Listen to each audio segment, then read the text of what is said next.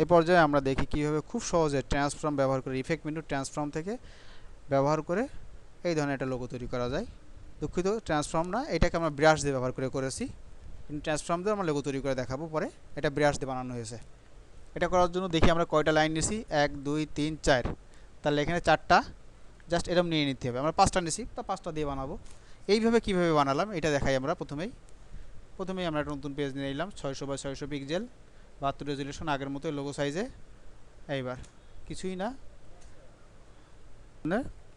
আচ্ছা, এইবার আমরা জাস্ট কিছুই না, একটা রাউন্ডেড রেক্ট্যাঙ্গেল বা ইলিপস টুল নিলাম, নিয়ে এখানে ক্লিক করে আমরা 50x50 পিক্সেল অথবা 30x20 যে কোনো পিক্সেলের নিই না, এই 20 পিক্সেলের নিলাম, নিয়ে স্টক লাইন ক্লিয়ার করে দিলাম।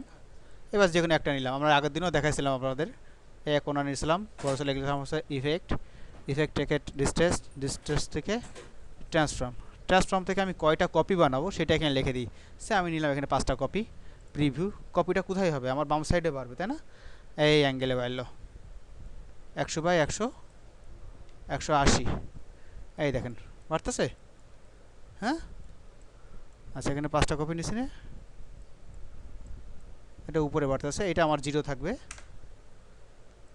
এইটা আমার এই সাইডে বাড়বে। কি হলো, কপি আসতেছে না কেন? ও, এক্স টাইপ দিইনি আমরা, দুঃখিত।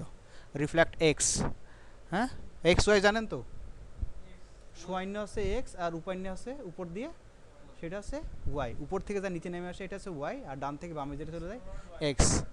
আচ্ছা, নিলাম আমি, দেখেন 36 নিছি, বেশি পাশাপাশি হয়ে যাচ্ছে। আমি এখানে -25 নিয়ে দেখি কেমন হয়।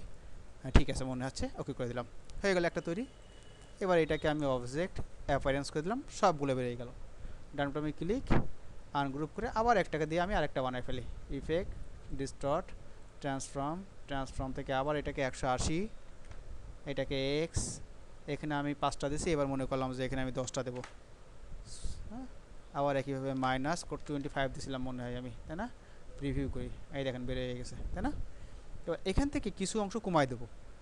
এই যে এখান থেকে দেবো স্কেল থেকে আমি মনে করলাম দিলে -80, এইটাও -80।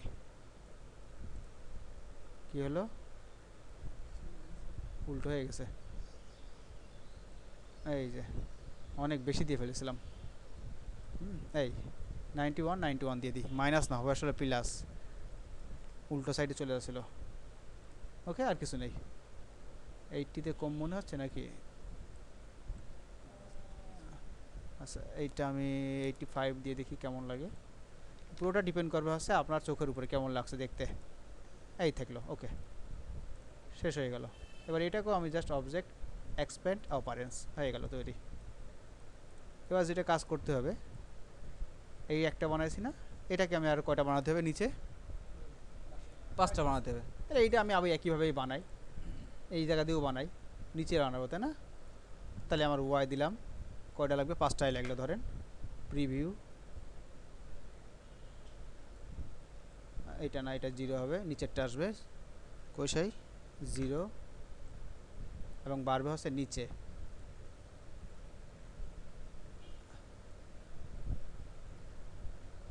মাই গড, এটা কি আনগ্রুপ করা রয়েছে? দেখেন 280,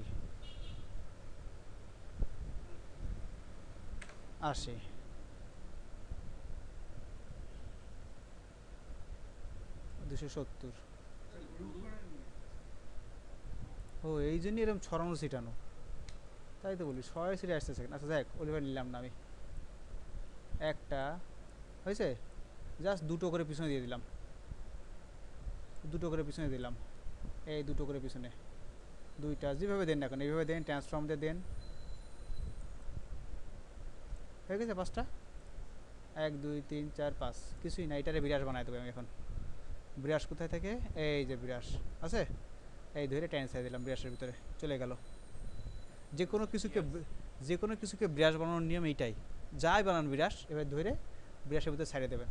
বিরাস দুই ধরনের, একটা স্কেটার বিরাস, মানে এলোমেলো বিরাস, সে দেখাবো, বিরাসের অধ্যায় মিশর এখন আর যায়নি। আর এটা 8 বিরাস, আমি 8 বিরাসে দিলাম, ওকে করলাম, ওকে ওকে, এটার কাজ শেষ। এবার কই সেটা, এই একটা রাউন্ড নিলাম, রাউন্ড নিয়ে আমি এটাকে জাস্ট এইভাবে নিলাম, ফিল কালার না রেখে। এবার এটাকে আমি এভিয়ার দিয়ে দিলাম, হয়েছে এগুলার গেছে। এবার জাস্ট এটাকে আমি অ্যাপিয়ারেন্স করে দিলাম, ওকে। অ্যাপিয়ারেন্স করে এবার এটা থেকে কমাই দিলাম, এই যে একটু ঘুরাই দিলাম, এই সাইডটা ঘুরাই দিলাম, এভাবে ঘুরাই দিয়ে এইটারে বলে সেই ট্রান্সফর্ম টুল, ফ্রি ট্রান্সফর্মের কথা মনে আছে তো? এই ট্রান্সফর্ম থেকে আমি ধর এইটা নিলাম, এইটা নিয়ে এই পয়েন্টটা একটু কমাই দিলাম, অথবা এই পয়েন্ট যে কোনো একটা পয়েন্ট কমাই দিলাম, ওকে। এবার দেখেন এক একটা ক্লিয়ার, ডান বামে ক্লিক, আনগ্রুপ, আপনারা এক একটা কালার দিয়ে দেন, যে কোনো কালার মন চাই দিয়ে দেন।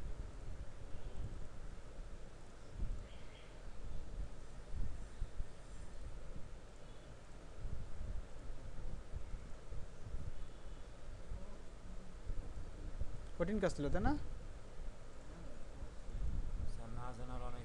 হ্যাঁ হ্যাঁ হ্যাঁ, তোমার তো আরও বিপদ। ওই হয়ে গেল, ফিনিশিংটা ঠিক মতো দেওয়া হয়নি। এবার ধরেন আমি এইটা দিয়ে ওই একটা বানাবো, দেখাইছিলাম আগের দিন রাউন্ড করে, ট্রান্সফর্ম থেকে দেখাইছিলাম আপনাদের যে রাউন্ড করে কীভাবে লোগো বানাবো, এটা দিয়েই ইফেক্ট, এই ট্রান্সফর্ম। ধরুন এখানে আমি কয়টা বানাবো, রাউন্ড দেবো কয়টা, 8টা দিছিলাম মনে হয় তাই না? 8টা 5টা 6টা সে ডিপেন্ড করবে আপনার উপরে। আচ্ছা এবার ঘুরান, ওই দেখেন বুঝতেছে। আচ্ছা এইখান থেকে আমি 8টা দিছি না,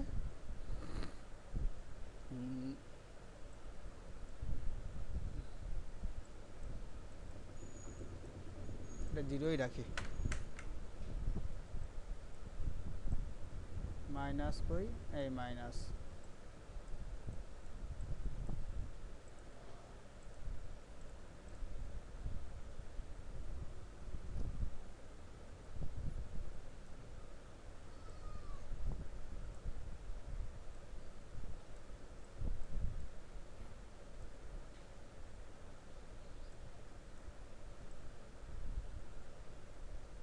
আমি মনে হয় 30 ডিগ্রি ঘুরাইছিলাম তাই না, মনে আছে?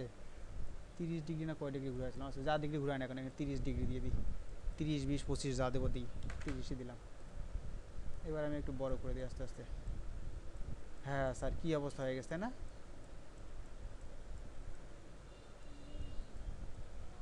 উল্টায় গেছে, এটাকে যা সাইজ করে নিতে হবে, এই ছাড়া কিছু না।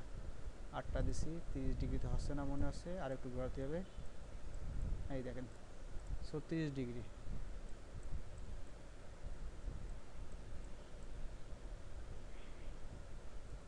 36 ডিগ্রি তো হবে না, 40 ডিগ্রি দিয়ে করি কাজটা। ওই দেখেন বোঝা গেছে। এইভাবে জাস্ট ঘুরাই বলেছিলাম একটা লোগো বানানোর কথা।